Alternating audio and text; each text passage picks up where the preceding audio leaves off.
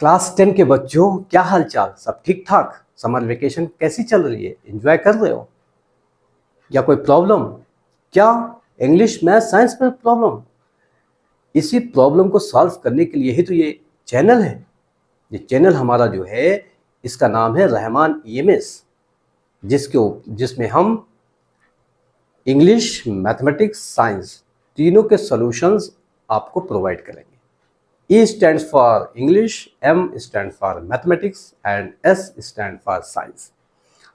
तो इस चैनल के ऊपर आपको English, mathematics, science class 9th हो, क्लास 10th हो, CBSE बोर्ड हो, UP बोर्ड हो, हर तरह के क्वेश्चंस आपको प्रोवाइड किए जाएंगे और तीनों ही सब्जेक्ट्स के सॉल्यूशंस आपको प्रोवाइड किए जाएंगे। बोर्ड में किस तरह से क्वेश्चन पूछे गए हैं वो प्रोवाइड किए जाएंगे, या कैसे पूछे जाते हैं, क्या मिजाज है बोर्ड में क्वेश्चन पूछे जाने का, वो आपको बताया जाएगा।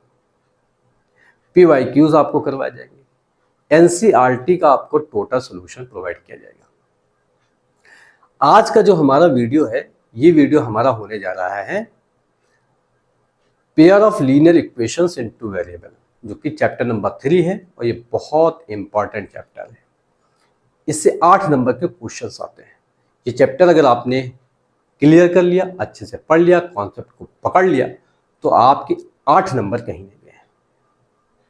हमारा ये वीडियो देखने के बाद और इसके बाद के जो वीडियो इससे रिलेटेड होंगे वो देखने के बाद आपका ये चैप्टर 100% क्लियर हो जाएगा, 100% आपका तैयार हो जाएगा और आप इस चैप्टर से आए हुए क्वेश्चंस को आसानी से सॉल्व करेंगे और 8 नंबर आप अपने पक्के कर लेंगे। आज की इस वीडियो में हम इंट्रोडक्शन करेंगे, बहुत डीप में नहीं जाएंगे। लीनियर इक्वेशन क्या होता है, पेयर ऑफ लीनियर इक्वेशन क्या होगा, उसका ग्राफ कैसा होगा, सॉल्यूशन क्या होंगे, ये सारी चीज़ें बेसिक चीज़ें आज कवर करेंगे। तो चलिए स्टार्ट करते हैं without any delay. Pair of linear equations in two variable. सबसे पहले बात करते हैं लीनियर इक्वेशन की। लीनियर इक्वेशन एक ऐसा इक्वेशन होता है जिसमें आई वी वेरिएबल की पावर 1 होती है। फॉर एग्जाम्पल x + 7 = 0, ये एक लीनियर इक्वेशन है क्योंकि यहाँ पे वेरिएबल की पावर 1 है। अब बात करते हैं linear equation in two variables. यहाँ पे वेरिएबल एक है, सिर्फ x है जो कि वेरिएबल है। अगर हम कोई इक्वेशन इस तरह से लिखते हैं x + y + 7 = 0, ये linear equation in two variables है क्योंकि यहाँ पे जो वेरिएबल्स है x और y, इनकी पावर 1 है, इसलिए ये एक लीनियर इक्वेशन हुआ और ये टू वेरिएबल में हुआ। अब बात करते हैं पेयर की। तो पेयर का मतलब क्या हुआ? पेयर का मतलब ये हुआ कि ऐसे दो इक्वेशंस जो लीनियर हो और पेयर में हो। जैसे एक और लिख लेते हैं, सपोज दैट हमने लिख लिया 3x - 4 + 9 = 0। ये दो इक्वेशन जब हमने लिख लिए तो ये दोनों इक्वेशन हो गए pair of linear equations in two variable. यानी कि इस चैप्टर में हमें हमेशा दो इक्वेशंस मिलेंगे, इन दोनों इक्वेशंस को सॉल्व करना होगा। सॉल्व करने के बाद में x और y की वैल्यू फाइंड करनी होगी। इन इक्वेशंस का अगर ग्राफ ड्रा किया जाए तो ये चूंकि लीनियर इक्वेशंस है, इसलिए इनका ग्राफ हमेशा एक स्ट्रेट लाइन आएगा। लीनियर इक्वेशंस का ग्राफ हमेशा एक स्ट्रेट लाइन आता है, तो इनका जो ग्राफ आएगा वो स्ट्रेट लाइन होगा और दो लाइनें होंगी क्योंकि यहाँ पे दो इक्वेशंस हैं। अगर ग्राफ ड्रा करते हैं तो हमारे पास कुछ कंडीशंस इस तरह से हो सकती हैं। एक लाइन, सपोज दैट एक लाइन ये है, एक लाइन ये है और एक और लाइन है, सपोज दैट ये है। ये वाली जो लाइन है वो पहले वाले इक्वेशन को रिप्रेजेंट करेगी और ये वाली जो लाइन है वो दूसरे इक्वेशन को रिप्रेजेंट करेगी। अब ये जो लीनियर पेयर होता है या लीनियर इक्वेशन होता है, इसका जो जनरल फॉर्म होता है बच्चों, जनरल फॉर्म जो होता है ये होता है ax + by + c = 0। अगर हमारे पास दो इक्वेशन है तो दो इक्वेशन के लिए यहाँ पे A1 हो जाएगा, यहाँ पे B1 हो जाएगा, यहाँ पे C1 हो जाएगा। अच्छा, यहाँ पे A B C क्या है? ये A B C तीनों के तीनों रियल नंबर्स हैं, और X और Y क्या है? X और Y वेरिएबल्स हैं। दूसरे इक्वेशन के लिए क्या हो जाएगा? A2X plus B2Y plus C2 equals to 0। ये दूसरे इक्वेशन के लिए ये हो जाएगा। ये जनरल फॉर्म है, यानी हम ये कह सकते हैं कि ये वाला जो हमारा ये जो ग्राफ है, तो इसको हम A1X plus B1Y plus C1 equals to 0 लिख सकते हैं, इक्वल्स टू 0 लिख सकते हैं। और इस वाले के लिए हम लिख सकते हैं A2X plus B2Y plus C2 equals to 0। एक तो कंडीशन ये हो सकती है कि ये दोनों लाइनें एक पॉइंट पे कट करती हों। दूसरी कंडीशन ये हो सकती है कि ये दोनों लाइनें एक दूसरे के पैरेलल हो जाएं, कहीं पर भी कट ना करती हों। A1X plus B1Y plus C1 equals to 0, A1X plus B2Y plus C2 equals to 0। ये दोनों लाइनें एक दूसरे के पैरेलल हों, कहीं पर ये मेट ना करती हो। दूसरी कंडीशन ये। तीसरी कंडीशन ये हो सकती है कि ये एक लाइन इस तरह से है और इसके ऊपर ही दूसरी लाइन भी है, यानी पहली लाइन जो है जिसका हमारे पास इक्वेशन है A1X plus B1Y plus C1 equals to 0, उसी के ऊपर दूसरी भी लाइन है जिसका इक्वेशन है A2X plus B2Y plus C2 equals to 0। तो ये तीसरी कंडीशन हो सकती है। पहली कंडीशन में क्या है? पहली कंडीशन में दोनों लाइनें एक ही पॉइंट पे कट करती हैं, ऐसी लाइंस को हम बोलते हैं इंटरसेक्टिंग लाइंस। ये क्या है? इंटरसेक्टिंग लाइंस है। यहां पे ये दोनों लाइनें एक दूसरे के पैरेलल हैं, तो इनको हम पैरेलल लाइन बोल देंगे। ये हो गए पैरेलल लाइंस। यहां पे एक लाइन के ऊपर ही दूसरी लाइन है, ऐसी लाइंस को बोलते हैं coincide lines. Coincide lines, coincide lines. तो ये तीन कंडीशंस हो सकती हैं पेयर ऑफ लीनियर इक्वेशंस की, अगर ग्राफ ड्रा किया जाएगा तो। आइए देखते हैं कि A1, A2, B1, B2, C1, C2 का इन ग्राफ से क्या रिलेशन है, क्या लेना देना है। तो इसके लिए हम एक टेबल बनाएंगे और उस टेबल की मदद से समझेंगे कि इनका क्या मतलब होता है। तो यहां पे हम ले लेते हैं पेयर ऑफ इक्वेशंस ले लेते हैं। यहां पे हम ले लेते हैं A1/A2 का रेशो, यहां पे हम ले लेते हैं B1/B2, और यहां पे हम ले लेते हैं C1/C2, और यहां पे हम ले लेते हैं कंपेयर कर लेते हैं कंपेयर रेशो, यानी इनके रेशो को हम कंपेयर करेंगे। और यहां पे हम ले लेते हैं ज्योमेट्रिकल रिप्रेजेंटेशन, और यहां पे हम ले लेते हैं अलजेब्रैक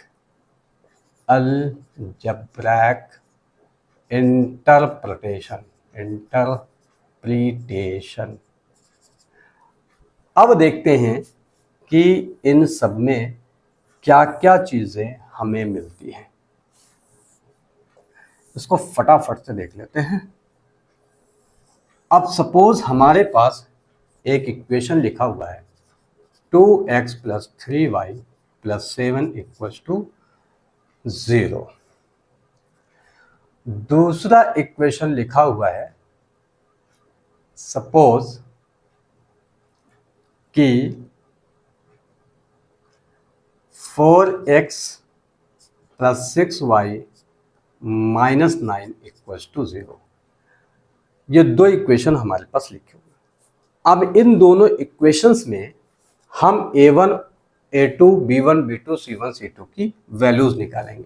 तो इस वाले इक्वेशन को अगर हम कंपेयर करते हैं a1x plus b1y plus c1 equal to 0 से, तो a1 हमें मिल जाएगा बच्चों, a1 मिल जाएगा 2, b1 मिल जाएगा 3 और c1 मिल जाएगा 7। इस वाले इक्वेशन को जब हम कंपेयर करेंगे a2x plus b2y plus c2 equal to 0 से, तो a2 हमें मिल जाएगा 4, a2 मिल जाएगा 4, b2 मिल जाएगा हमें 6 और c2 मिल जाएगा हमें -9। ये हमें मिल गया। अब हम a1 बाई a2 निकालते हैं। तो a1 बाई a2 क्या हो जाएगा, a1 की वैल्यू 2 है, 2 हो गया, बाई a2 कितना है, 4 है, ये हो गया। ये कैंसिल करेंगे 1/2 आएगा। b1 बाई b2 निकालेंगे तो 3/6 हो जाएगा, 3/6 हो जाएगा, ये भी कैंसिल हो जाएगा, 1/2 हो जाएगा। अब c1 बाई c2 निकालते हैं तो c1 की वैल्यू यहाँ पे हमारे पास है 7 और c2 की वैल्यू है -9। अब कंपेयर करते हैं रेशो को, तो यहाँ पे हम देख रहे हैं कि a1 by a2 b1 by b2 के बराबर है, लेकिन c1 बाई c2 के बराबर नहीं है। अगर a1 बाई a2 बराबर है b1 बाई b2 के और ये बराबर नहीं है c1 बाई c2 के, तो ऐसी कंडीशन में जो लाइंस होती हैं, ये लाइंस हो जाती हैं बच्चों पैरेलल। क्या हो जाती हैं, पैरेलल हो जाती है। लाइंस क्या हो जाएंगी, पैरेलल हो जाएंगी।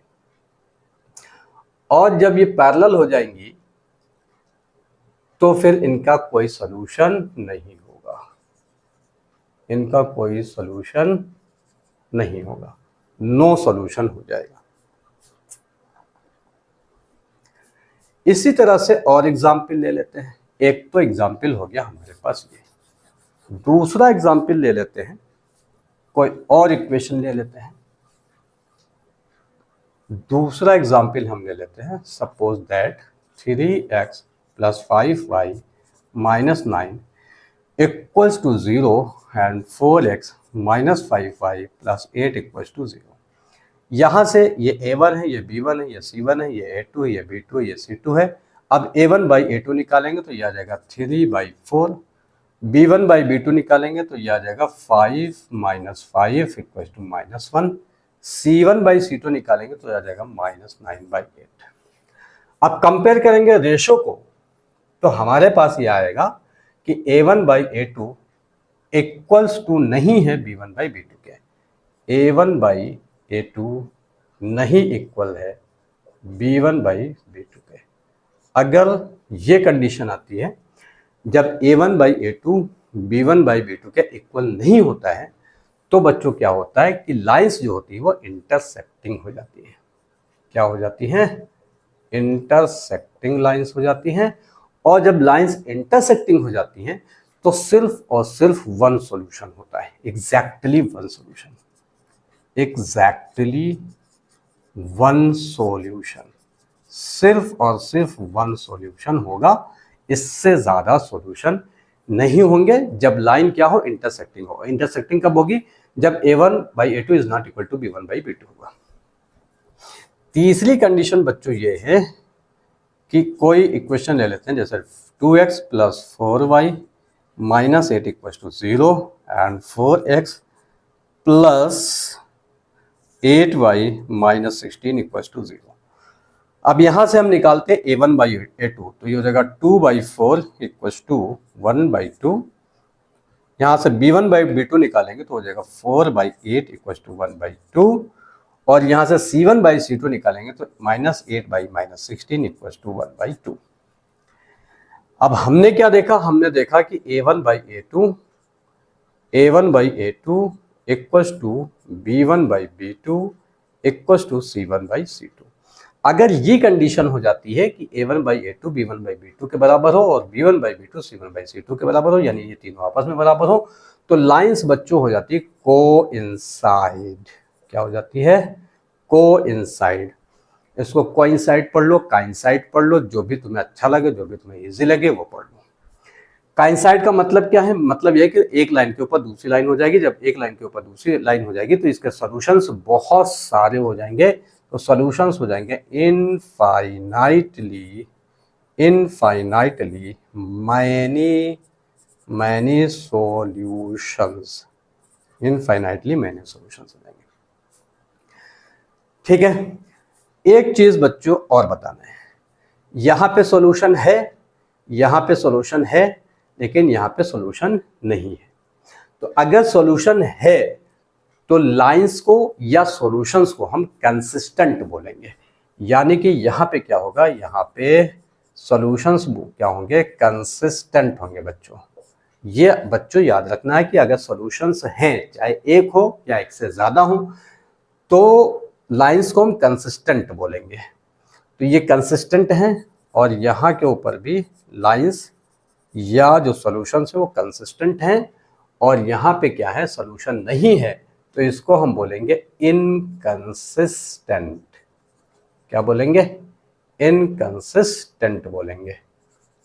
ओके, ये क्वेश्चन बच्चों एनसीईआरटी में पूछा गया है कि पेयर ऑफ इक्वेशंस दिए हुए में पूछा गया है कि सॉल्यूशन कंसिस्टेंट हैं या इनकंसिस्टेंट है।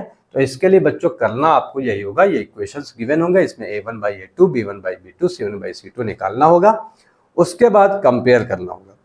कंपेयर करने पे अगर आपको a1/a2 = b1/b2 is not equal to c1/c2 मिलता है तो लाइंस पैरेलल होंगी, लाइंस पैरेलल होंगी तो नो सॉल्यूशंस होंगे, यानी कि इनकंसिस्टेंट होंगे। तो अगर आपको बताना है कंसिस्टेंट है इनकंसिस्टेंट है, तो अगर ये कंडीशंस आती है तो सॉल्यूशन इनकंसिस्टेंट हो जाएंगे।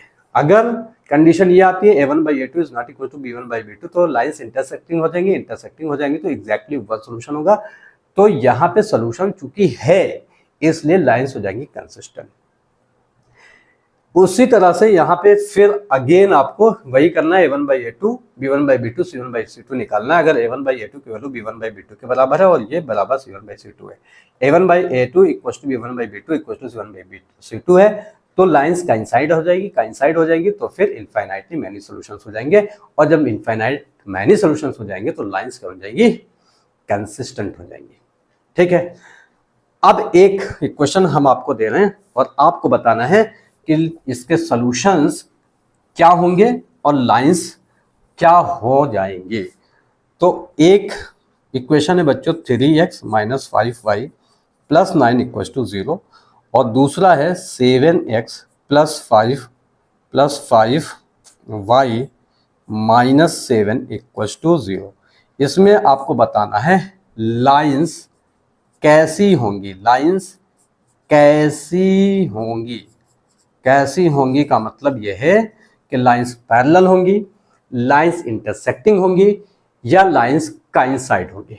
एक चीज ये बताना, दूसरी चीज बताना यह है आपको कि सॉल्यूशंस इसके क्या होंगे, कैसे होंगे, यानी कि सॉल्यूशंस